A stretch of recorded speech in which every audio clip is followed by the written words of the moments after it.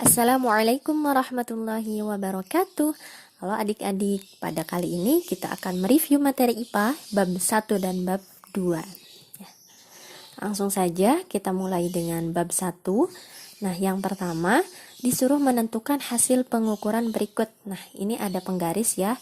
Dan disuruh menentukan berapa panjang bendanya. Nah, caranya adalah kita lihat dulu ini angka atau benda itu berhenti di angka berapa. Nah, iya bisa kita lihat ya.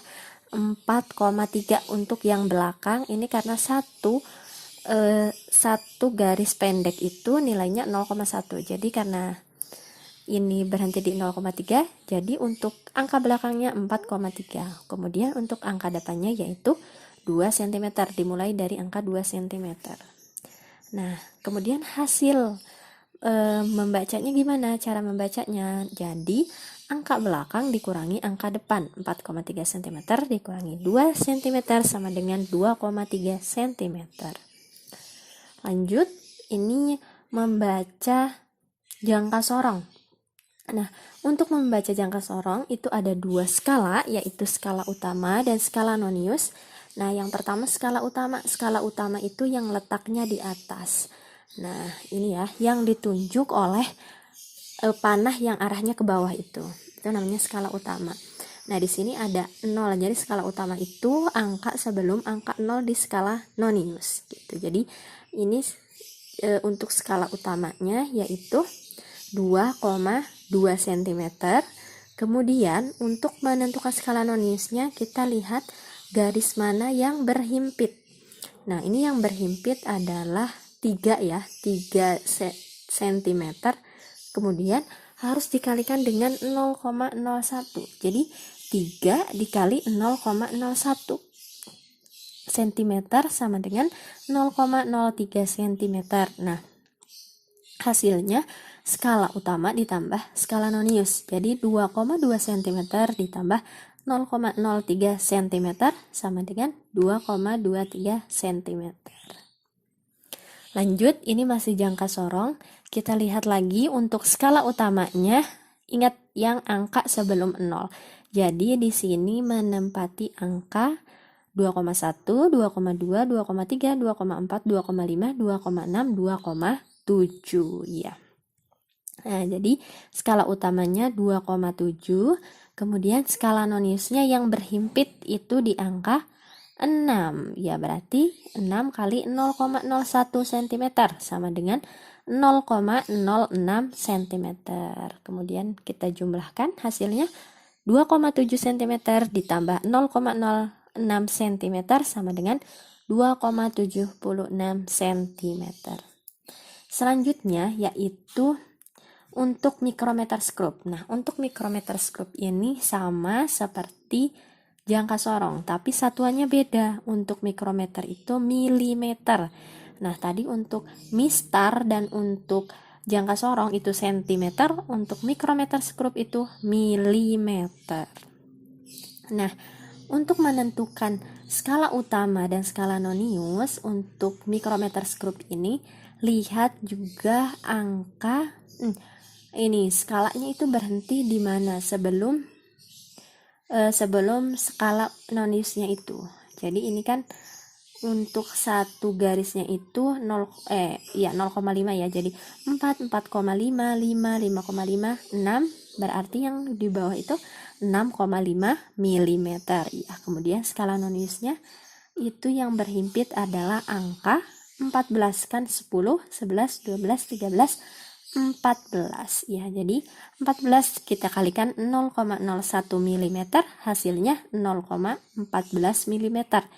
Nah, hasil akhirnya kita jumlahkan skala nonius ditambah skala utama, 6,5 mm ditambah 0,14 mm sama dengan 6,64 mm. Lanjut, ini ada mikrometer skrup lagi ya. Berapakah hasil pengukurannya? Nah, sama ya, ini ada angka 3, berarti yang bawahnya itu 3,5, kemudian 4, 4,5, 5, 5,5, 6, 6,5. Nah, berarti untuk skala utamanya itu masih sama 6,5. Kemudian untuk skala noniusnya kita lihat itu yang berhimpit itu di angka berapa? Nah, 30, 31, 32, 33, 34. Jadi yang berhimpit adalah angka 34. Kita kalikan dulu dengan 0,01 mm, jadi hasilnya 0,34 mm ya. Hasil akhirnya 6,5 mm ditambah 0,34 mm sama dengan 6,84 mm ya. Lanjut, ini neraca lengan ya. Berapa hasil perhitungan neraca lengan berikut? Nah, kita lihat dulu.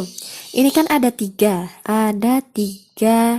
lengan. Jadi yang belakang itu yang paling bawah, dia itu neraca lengannya satuan. Kemudian yang tengah itu puluhan, yang atas itu atau yang depan itu ratusan. Jadi kita tinggal jumlahkan aja. Yang belakang menunjukkan angka 5,4. Kemudian yang tengah itu angka 70. Kemudian yang depan itu 300. Jadi 5,4 ditambah 70 ditambah 300 hasilnya 375,4 gram. Nah, lanjut bab 2. Nah, bab 2 kita review tentang ciri-ciri makhluk hidup. Ingat ya, ciri-ciri makhluk hidup ada 8.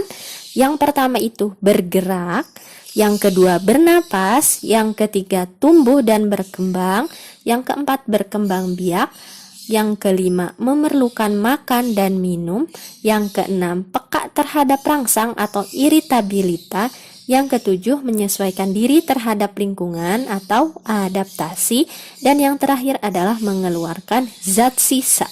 Nah, ini yang membedakan antara makhluk hidup dengan benda mati atau benda tak hidup. Nah, lanjut. Ini ya, klasifikasi 5 kingdom yang digagas oleh R.H. Whittaker. Jadi, yang menggagas pembagian kingdom menjadi 5 itu namanya R.H. Whittaker. Ada apa aja nih?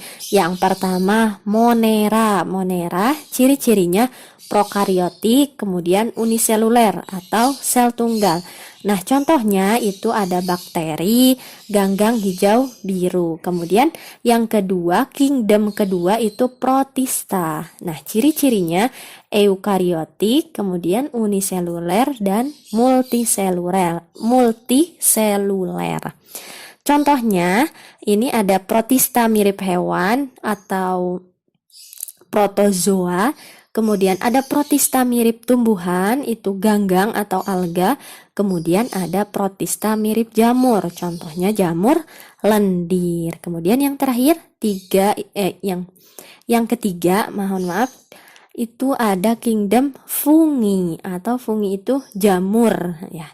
Ciri-cirinya eukariotik, uniseluler dan multiseluler. Tubuhnya terdiri dari hifa, kemudian heterotrof atau tidak bisa membuat makanan sendiri karena jamur tidak mempunyai zat hijau daun atau klorofil. Lanjut, yang keempat itu kingdom plantae atau tentang tumbuh-tumbuhan. Jadi ya semua tumbuhan itu masuk ke plantae. Nah, ciri-cirinya eukariotik, kemudian multiseluler, kemudian autotrof atau bisa menghasilkan makanan sendiri. Nah, contohnya di sini terbagi beberapa. Ada lumut atau bryophyta, kemudian paku, pterodophyta, tumbuhan berbiji itu spermatophyta. Nah, tumbuhan berbiji itu dibagi lagi menjadi 2. Ada gymnospermae, kemudian ada angiospermae. Nah, angiospermae juga dibagi lagi menjadi 2. Ada yang termasuk dikotil dan monokotil. Dikotil itu berbiji 2, kemudian monokotil itu berbiji 1. Yang terakhir yaitu kingdom animalia atau semua tentang hewan. Nah, cirinya eukariotik, multiseluler dan heterotrof. Nah, ini Contohnya atau pembagiannya itu banyak sekali ya. Ada invertebrata, hewan tidak bertulang belakang, yaitu Porifera, Coelenterata, Platyhelminthes, Nemathelminthes, Annelida, Mollusca, Arthropoda, Echinodermata. Nah, kemudian yang termasuk vertebrata atau hewan yang bertulang belakang, yaitu Pisces tentang ikan, kemudian amfibi, katak, kemudian reptil, ular dan sebagainya. Aves itu tentang burung, kemudian yang terakhir adalah mamalia atau hewan menyusui.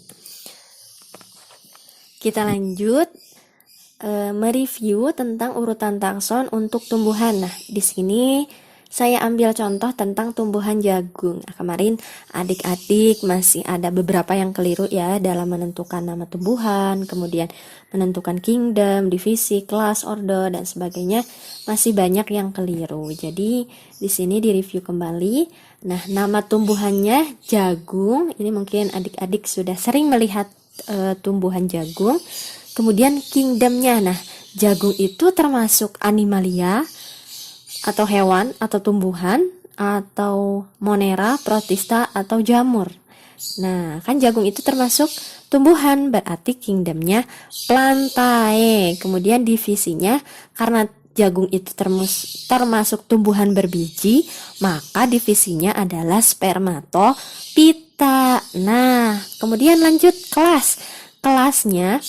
Jagung itu bijinya itu biji tunggal atau berbiji satu, tidak dapat terbelah gitu, jadinya masuk ke kelas monokotil atau monocotylodenae gitu. Nah untuk ordonya yaitu Poales, kemudian familinya Graminae atau famili padi-padian. Ini karena batangnya atau daunnya itu mirip padi, jadi familinya Graminae. Kemudian untuk genusnya itu Zea, kemudian untuk spesiesnya Zea mais. Nah ini spesies itu nama latin dari jagung. Nah untuk yang depan itu nama genus. Jadi untuk nama genus dan nama spesies untuk kata awal itu sama gitu. Jadi kalau nama genusnya Zea, berarti nama spesiesnya diawali dengan kata Zea. Nah selanjutnya mais itu menunjukkan spesies gitu. Zea mais jadinya. Ya mungkin cukup sekian untuk review materi bab 1 dan bab 2. Semoga dapat difahami dan semoga bermanfaat. Tetap jaga kesehatan terus, tetap semangat belajar. Wassalamualaikum warahmatullahi wabarakatuh.